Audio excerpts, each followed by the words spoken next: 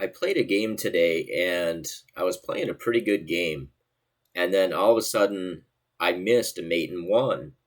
And I think the reason I missed it is because I was thinking about um, the strategical aspects of the position and completely tuned out to the fact that he was making a threat of mate in one. And I've been thinking about this kind of stuff lately because I've been noticing as I age, this happens more. And I did mention this to a fellow chess player, and he coined the term conceptual blindness. And he's noticed this phenomena come up in adult chess players. And so, what I thought I would do is show this game and then go through this YouTube video I watched, just show some highlights of it by a neuroscientist, a physician neuroscientist, um, that talks about the aging brain, basically. Because I found the video really interesting, and I'm wondering if it could serve as kind of an initial framework to look at this phenomena of just completely missing obvious stuff, because we're kind of overwhelmed with bigger picture ideas of what's going on in the position. So let me just go through this game really quickly that I played today. I'm not going to slow down and really discuss anything until we get to the key moments. But basically, it ended up being an exchange Slav out of the Chebanenko move order.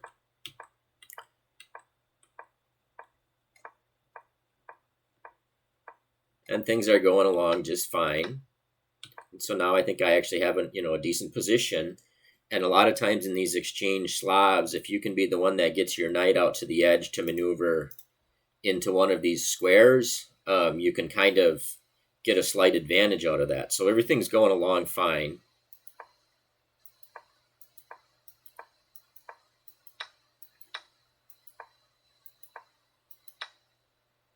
And so now I was kind of happy. He's got this isolated pawn, and my idea is I want to try to fight for control of this open file.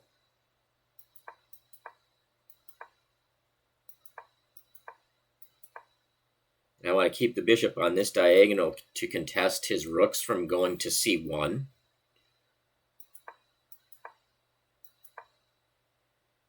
And so now we're kind of coming up to the key moment here. And he plays this move here, knight to g5. And what's interesting is I was kind of looking at the big picture stuff here. And if you look at this game review graph, it's like almost a flat line up until this point. I'd have to go back up and look, but my opponent played with 94% accuracy or something like that. And I've managed to get, a small advantage. So I was probably above 95% accuracy to this point. And my idea, what I wanted to do was get my rook to the 7th rank, play f6 to get his knight out of this h6 to c1 diagonal. And then I wanted to be able to have threats of punching him with knight to e6. So that would be forking all these pieces. And what's interesting is I thought, well, my plan is kind of obvious, right? Because this is what I had planned on doing earlier. And I thought, well, it's just interesting. I just play queen to c8. That allows me to play f6 because I'll have this e6 pawn protected. And then I'll be able to penetrate to the 7th rank with the rook. And I should have a very good position. And so when my opponent played this move here, knight to g5, I just thought, oh, okay, he sees my idea, and he's trying to physically obstruct this diagonal to prevent my plan from working. Then I won't be able to protect the knight on e3, and he'll be able to use this square if he wants. And so I thought, well, fine, I'm just going to roll forward with my plan. I'll play queen to c8 and just set up f6. I protect this e6 pawn and go about with my plan. Well, the game obviously ends right away because it was a mate threat. And so, instantly it hits you and you're like, oh my God, ridiculous, whatever. But I've noticed as I've aged, more of this kind of thing happens. And I don't think that's a coincidence. So I've been doing a little bit of research on the aging brain. And I wanted to kind of go through this YouTube video I watched that was of a presentation of a doctor out in San Francisco who's like an MD, PhD that studies the brain basically and effects of the aging brain. And there were some things in there I thought were quite interesting, and maybe like an initial framework for studying this, because I would like to just see, to the best of my knowledge, nobody's really studied this from the perspective of like an adult improving chess player. And it seems like if there was something that could be done to address these kind of issues, I mean, I was playing a great game here, right? And then it's just thrown away. I'm trying to slowly lean on this guy. And I mean, at a minimum, I should draw this position, but I should have winning chances here. So I'm going to go through this. What I did is I took some screenshots from this YouTube video, and I'll post the link down in the notes. And I'll show a link to it too when I go through the slides. But his presentation was interesting, and I just want to throw it out there as maybe a place to start looking into this kind of thing. And I would be interested in anybody else's opinion if they've ever kind of looked at like the aging brain and how it affects adult chess improvers. So let me pull up this presentation real quick.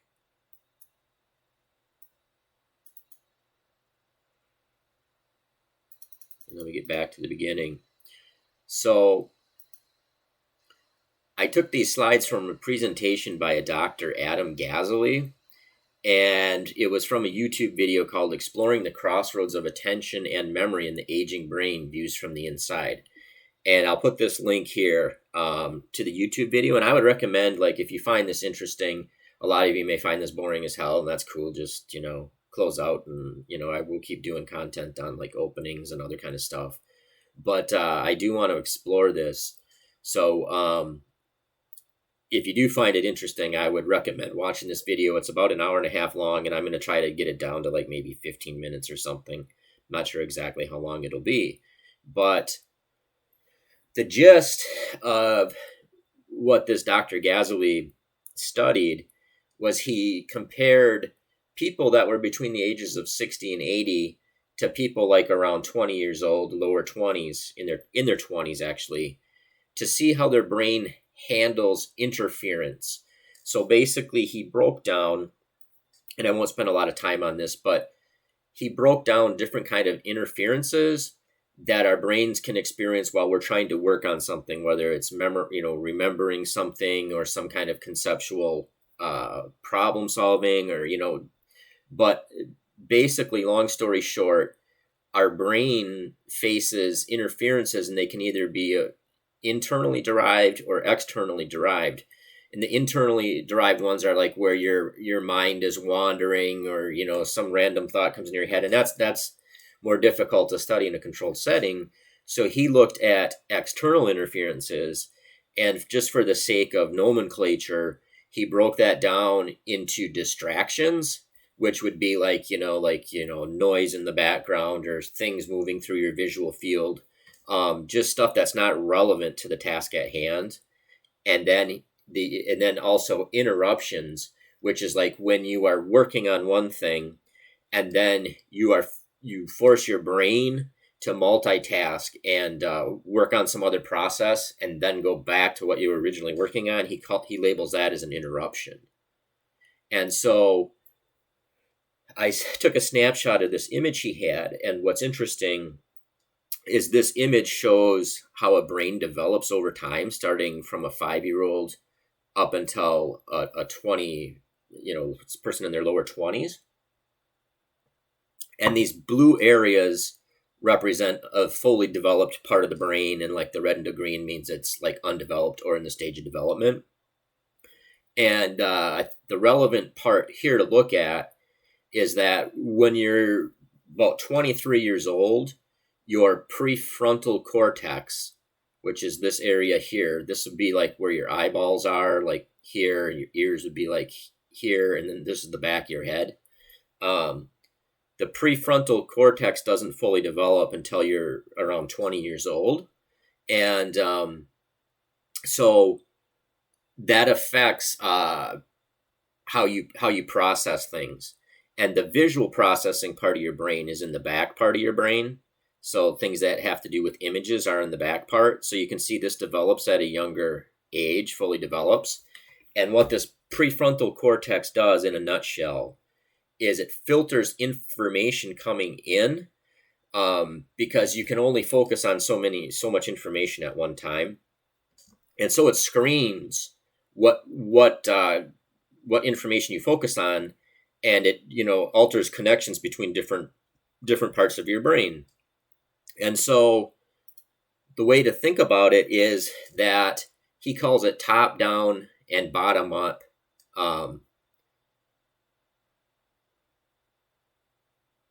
processing, basically. And what it is as you get older and your prefrontal cortex is fully developed, you have more top down processing where you filter what you're going to focus your attention on. And when you're young, or like animals say, are more bottom up, where they just react to like a stimuli. So they see candy and they grab it, right? Whereas if that information got filtered through the prefrontal cortex, you would say, okay, am I going to grab that or not, right?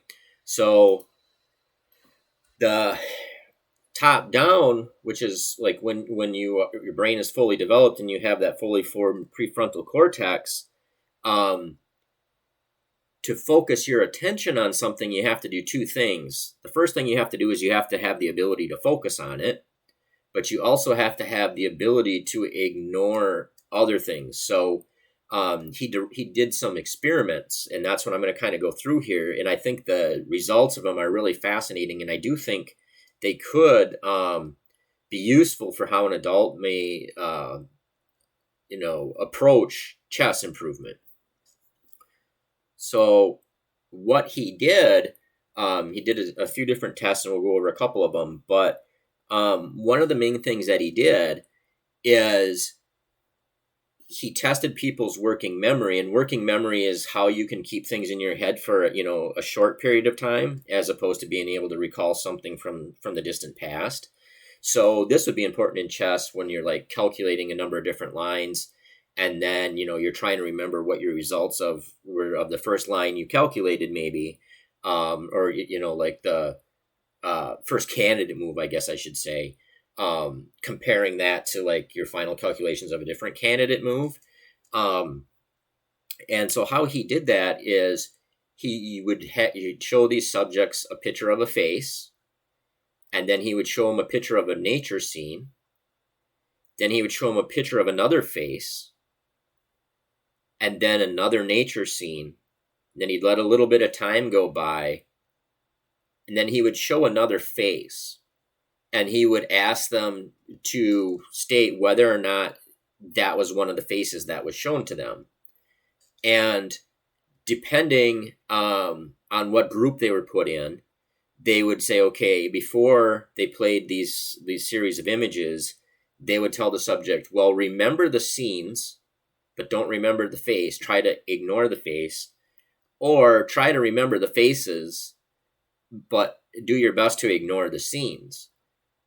And so what they found when they threw, the 20-year-olds, they would image their brain as they're doing it, and then it would also score them on how well they were able to suppress the scenes that they were told to ignore. So, when you looked at the 20-year-olds, when they were told to remember the scenes, they could easily remember the scenes. This would be this bar here. And also when they were told to remember the faces but ignore the scenes, their brain did an excellent job at suppressing the image of those scenes, like this part of the brain that would light up, if they were processing that image. They could suppress that, and they did a good job of ignoring that image. And that's very important because that's going to come back later. Now, interestingly, when they looked at the results from the 60 to 80-year-old subjects, they were not very good at ignoring what they were told to ignore. So that part of their brain, the visual processing part of their brain, stayed lit up when they were told to ignore that scene. So that's actually really interesting, and we'll discuss that later. But so the main takeaway is, interestingly, they both had older adults, 60 to 80, and younger adults were very similar on their ability. This is this bar here, to focus on what they were told to focus. The big difference came about in the ability to ignore what they were told to ignore, their ability for their brain to suppress that image. And then what they did is they did another experiment where it was very similar, except instead of having like a face and then a scene and then a face and then a scene, like in the prior experiment, they had a face, some dead space, and then they had another face come up, and they would ask a question to interrupt the person's brain. And they would say, okay, like, is this person here over 25 or under 25? And it would be a face that would, be around 25 years old. And so the person would have to use their brain to process, to come up to try to solve that problem. And then they would go back and, there would be some time, and then they would show another image of a face, and they would say, was that the same picture that you saw, on the first screen? And they kind of, the results came out very similar to when you distracted them. But it was even more pronounced. So like when they didn't have any interference, you could see the older people, remembered stuff almost as well and were able to tell if that was the same image or not as the younger people. There wasn't that big of a difference. And then when you distracted them, this would be like when they had the scenes in there and they were told to ignore the scenes, that really decreased it. But then when you made the aging brain work on a task as an interruption instead of a distraction, so you said, okay, is this person here older or younger than a certain age? Then it just kind of like dropped precipitously their ability to recall the first image. So I think that's actually really interesting. And I think that is relevant to chess. And I'll maybe like babble on a little bit at the end. But let's just keep going through this doctor's presentation because it's kind of interesting. So one thing he noticed is that, okay, he broke these down into like standard deviations, and these were like the lower performing older adults and the high performing older adults, and he wanted to kind of look and see if there's any differences between them for the people that performed very poorly on trying to remember what the first face was. And what he found is that there was a direct correlation between the ones who performed very poorly on that memory test and their ability to suppress those images. So this is where they had a face, a scene that they were told to ignore, and then a face, and then a scene they were told to ignore, and then a face again. The people who performed very poorly on remembering the first face, had a really poor ability to suppress the image of the scenes. The older adults who, performed highly, for the older adults, not as good as like the 20-year-olds, but, not nearly as poor. You can see they still had some ability to suppress those images. So nowhere near as good as the 20-year-olds, but much better than the older adults who performed very poorly. So this ability to suppress information or to dampen down these distractions is very key on their ability to memorize. And he did mention, like this does flow through to other things other than just working memory, right? Like if you were asked to perform other like cognitive functions.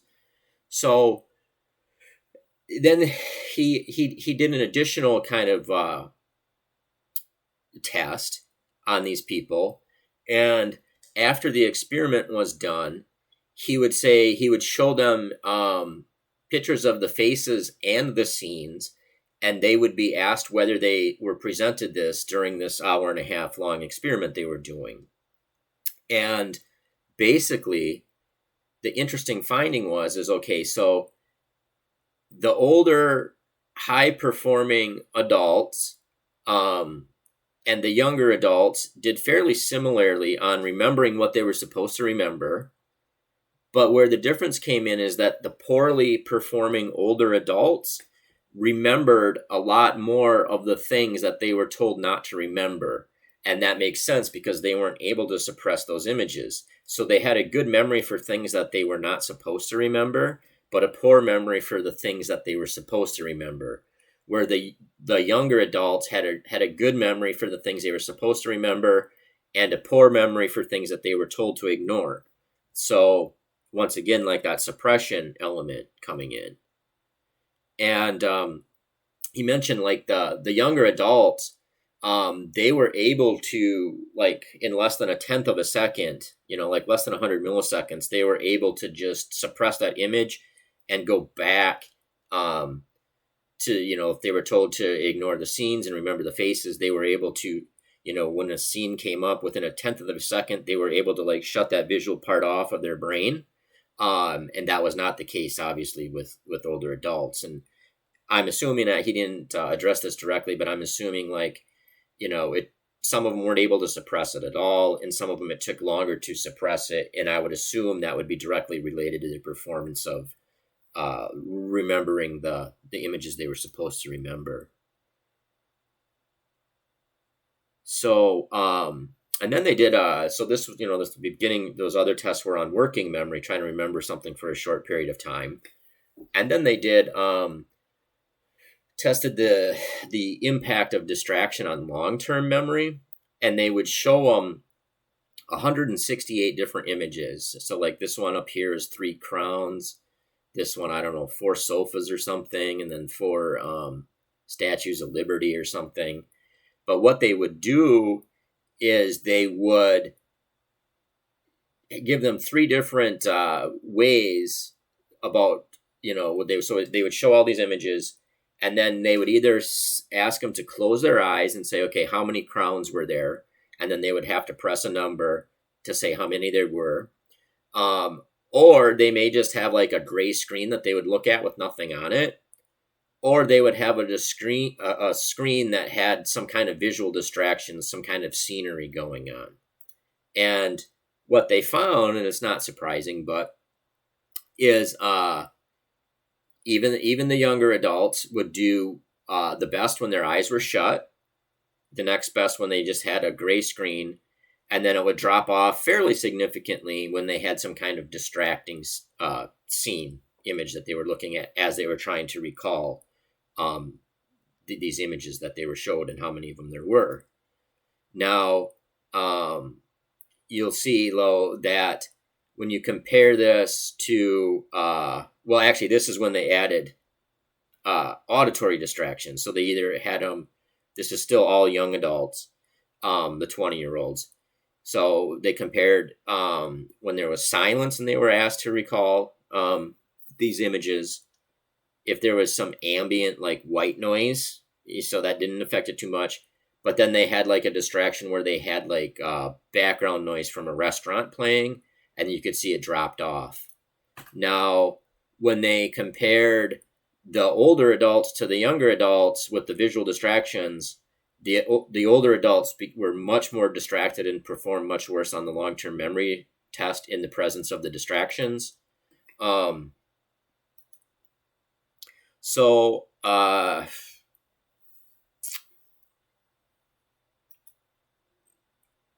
wanted to just show they did some mental imaging as well, and they did it on how interruptions impact your working memory. And what's interesting is that, okay, so they would put these people in a they would use like EEGs and like MRIs and all these different imaging technologies to look at the part of your brain that is seeing these images. And they would, either just play an image, um, have an image, and then the thing where they show like a face and ask you a question about it. So it's an interruption where your brain has to work on some kind of task. Um, or just a distraction where they just show another face basically, and you don't have to do anything, but you're trying to remember that first image. And so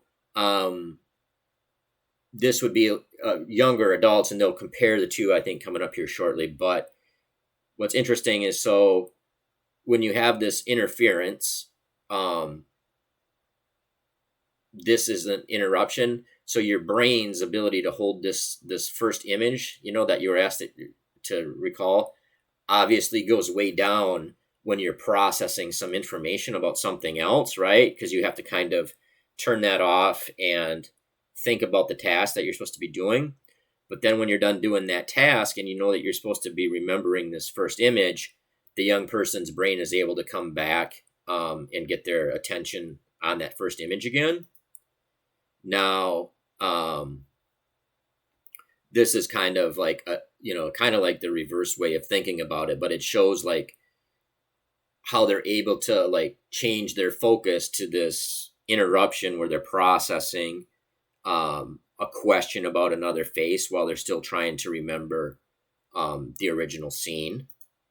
But what's interesting, and I think this is kind of, it goes back to this suppression thing again, is that when you compare the younger adult to the older adult, when the older adult is asked to switch tasks and perform some kind of cognitive function, like in their test, it was asking a question about a face and whether they think they're older or younger than 25.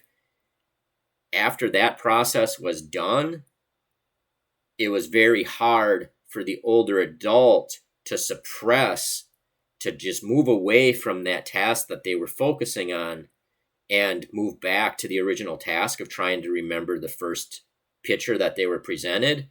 Where if you look over here on the left side, the younger adults were able to, process that, that information with that interruption, determine whether that face was, over or under 25 years old, but then they were able to suppress that task, be done with it, move back to the original task. So,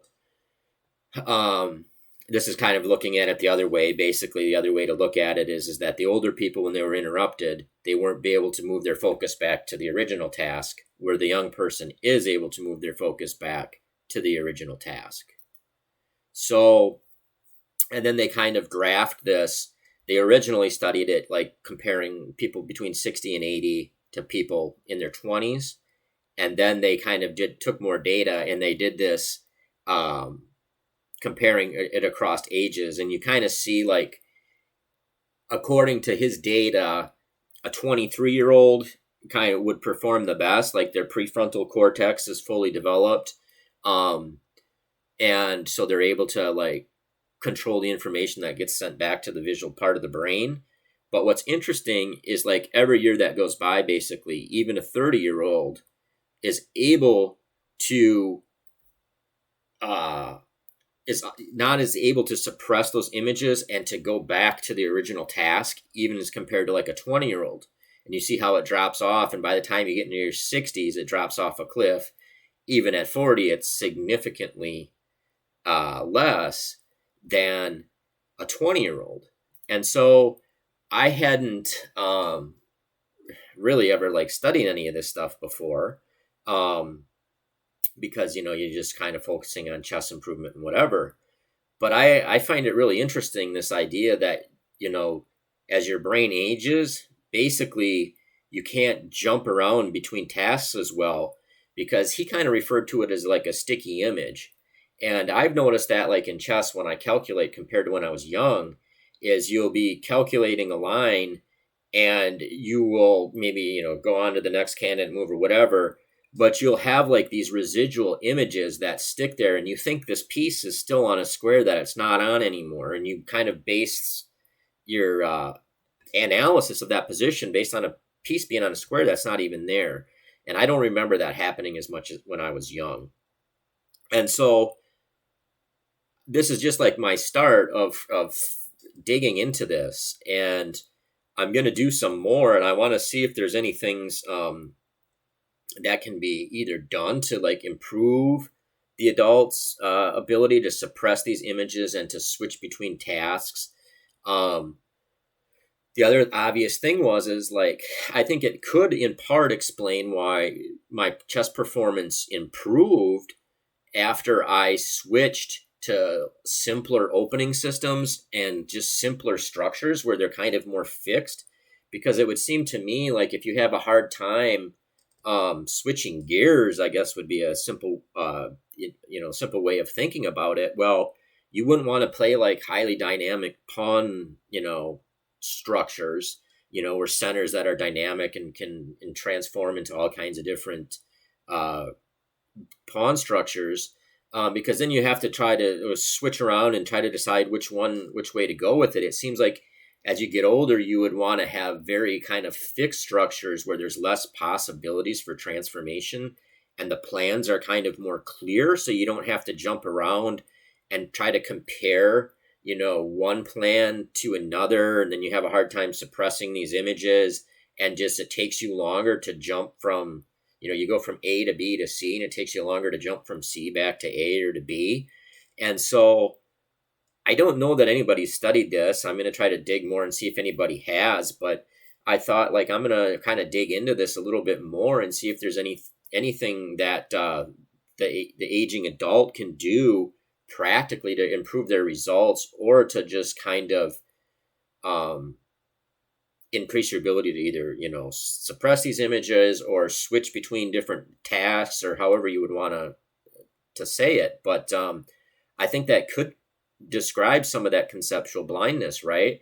Because I think maybe what happens is you have this adaptive mechanism as you get older, where unless you have a really good reason to switch tasks, your brain wants to stay focused on one thing, and that's where the forest from the trees type thing. But like in my game, my brains are inherently lazy. I would think they would want to conserve energy. They would want to, do what they need to do to survive, but then conserve energy. And so I was working on this conceptual task of getting my rooks to the 7th rank, trying to get this knight check on e6, with the fork. And unless my brain has a really good reason, it wouldn't want to go away from that task, because it's more difficult as you age to go away from that task. So I'm wondering if there's just more like stickiness where your brain doesn't want to leave the task it's doing as you get older. And maybe there's like some way of exercising that so that you're become less like fixed to like one task at a time, but anyway, like I'm gonna explore it further, and like I find it interesting. Maybe at some point I'll reach out to some people who are experts on this kind of stuff and just try to approach it from a chess perspective. Maybe if some of them happen to be chess players, or maybe, in tandem with other chess players, try to like brainstorm and just think of ways, techniques that may be useful for the aging player. So anyway, hope that didn't bore the hell out of you, but it is something I'm going to dig into more. I find it interesting. I wouldn't have thought it was like this suppression issue. I would have just thought, well, you get older, your brain gets slower, there's more crap to go through or whatever. But it's really interesting. What it is you can't filter out like distractions and interruptions and return to the original task, as well as the younger brain. and every year that goes by, you get worse at it. So anyway, take care. Hope you found it interesting. If you did, and you have any ideas or any suggestions or anything like that, feel free to reach out to me or just leave a comment. So take care.